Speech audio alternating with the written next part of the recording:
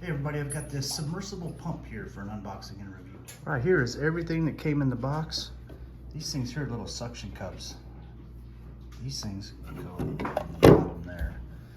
And these are just the different attachments to it. And they all go in. So this threaded piece here. And another threaded piece right there as well. Two of these, they're barbed fittings. So these would be real nice if you want to run a hose down to that. And it's just a standard plug there, wall outlet plug. And we'll go ahead and install these right now. Put these on like that, just pop them down in there. All right, got those things installed. Let's check some of these things out. I just flipped it over and look.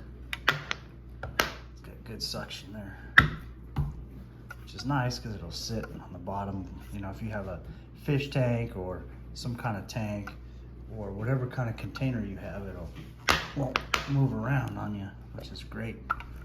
And that gasket right there can go around either one of these. Yeah, just put that gasket around this one. Now how this works is you can just set this right on here, like that. It's one of the barbed fittings, and then just bring this down over it. And this thing can sit on the bottom and just pump water up. And the exact same thing with this one.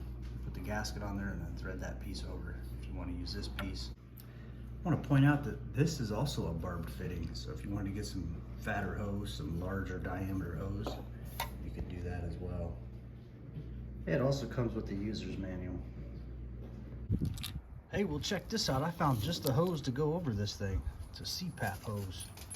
I don't have a CPAP, but I got a CPAP hose just for applications like this. It's perfect. And it's on there like a glove. I'll be able to pump water out of there.